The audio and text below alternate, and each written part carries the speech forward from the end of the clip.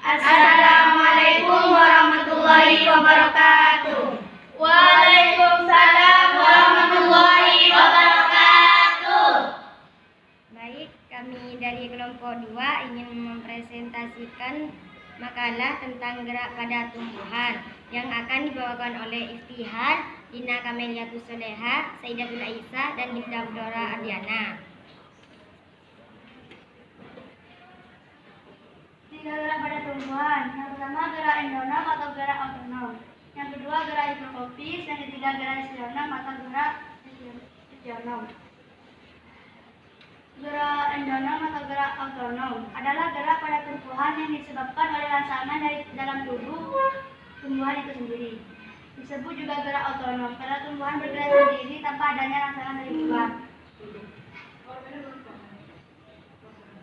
Contoh gerak autonom: gerak kloroplas mengelilingi sel atau siklosis pada sel daun dilihat P. Gerak higrofis: gerak bagian tumbuhan yang terjadi karena adanya perubahan kadar air pada tumbuhan secara terus-menerus.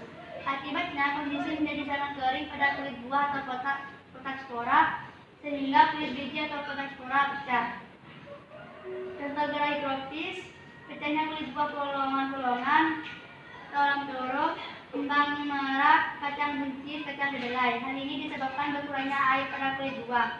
Kulit buah menjadi kering dan akhirnya pecah sehingga bijinya terpental keluar. Gerak kesionom: gerak pada tumbuhan yang disebabkan oleh rangsangan dari luar, disebut juga gerak kesionom. Jenis-jenis gerak kesionom: gerak tropisme. 1. Gerak tropisme: gerak bagian tumbuhan yang dipengaruhi oleh rangsangan. Tropisme positif jika arah gerak mendekati rangsang, dan tropisme negatif jika arah gerak menjauhi rangsang. 2. Gerak taksis, yaitu gerak berpindah seluruh tubuh tumbuhan yang dipengaruhi oleh rangsang. Seperti bentuk tropisme, terdapat taksis positif dan negatif. Gerak nasti, yaitu gerak pada bagian tubuh tumbuhan yang arah geraknya tidak dipengaruhi oleh arah rangsang. Gerak ini disebabkan terjadinya perubahan tekanan turgor akibat pemberian rangsang.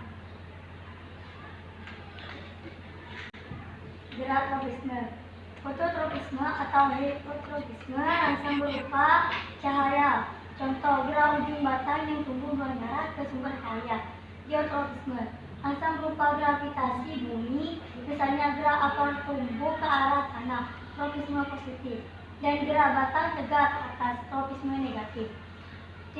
Tikmotropisme atau heptotropisme, rangsang berupa persinggungan atau sentuhan, misalnya seluruh tanaman sirih merah yang melilit pada batang.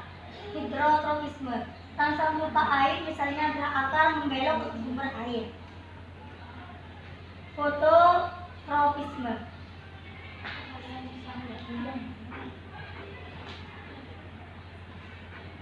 Ujung batang membengkok ke arah sinar karena sel-sel bagian atas lebih panjang daripada sel-sel bagian bawah. Geotropisme. Inilah gambarnya.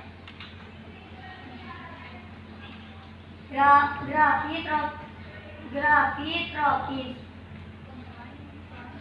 Sudah. Tikmotropisme. Inilah gambarnya. Tikmonastis atau ada yang menyebutnya sebagai gerak seismonasti. Beda dengan gerak tikmotropisme. Contoh, Mimosa pudica.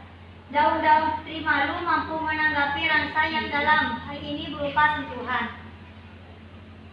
Gerak apakah ini?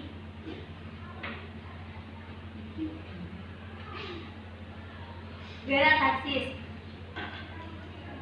Gambar taksis. Rangsang berupa cahaya. Misalnya gerak kloroplas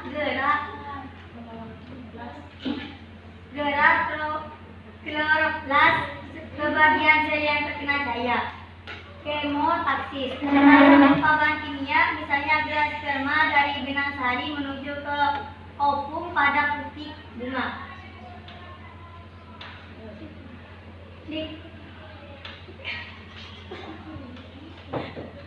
Likvidasi. Langsa berupa tulang, misalnya gerak mengatusnya daun turi, daun asam, daun putri malu pada warna mari. Seis monasti. Langsa berupa tulang mekanik, misalnya gerak daun putri malu mengatur saat dibentuk.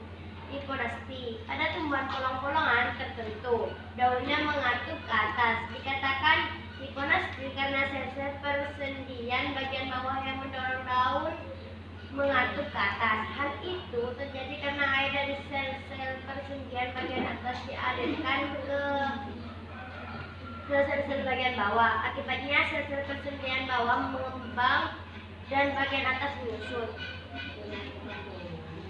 Epinasti. Pada tumbuhan polong yang lain, daunnya mengatur ke bawah. Kejadiannya adalah kebalikan dari hiponasti.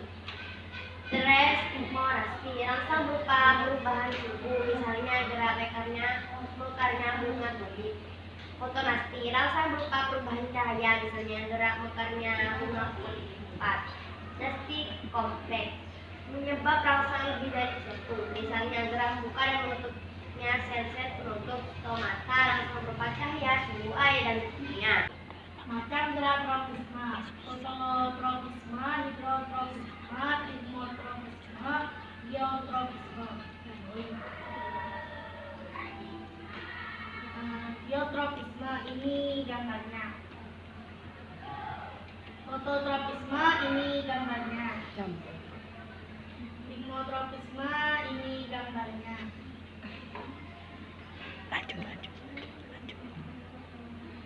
Mengapa akar tumbuhan ke bawah, unsur tumbuh ke atas?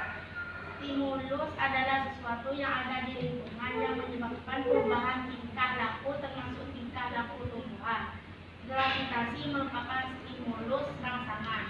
Jika akar tumbuh secara mendatar, maka selanjutnya akan melengkung ke bawah. Hal tersebut disebabkan sel-sel di permukaan bawah akar tidak tumbuh sama panjang dengan sel-sel di permukaan atas akar. Sel-sel di permukaan atas tumbuh lebih panjang sehingga akar melengkung dan menekan masuk ke dalam tanah. Gravitropis yang mengendalikan gerak tropisme. Gerak tropisme pada tumbuhan dikendalikan oleh hormon tumbuhan, hormon auksin. Auksin menyebabkan batang dan daun tumbuhan bereaksi positif terhadap fototropisme atau tumbuhan mengarah ke sinar. Hormon tersebut aktif dibentuk di ujung batang. Bagian atau sisi batang yang tidak terkena sinar sehingga mengakibatkan sel-sel di bagian batang yang terkena sinar matahari sehingga batang membengkok ke arah sinar. Distribusi atau penyebaran auksin tidak merata. Cukup sekian presentasi dari kami. Apabila kurang lebihnya mohon maaf. Assalamualaikum warahmatullahi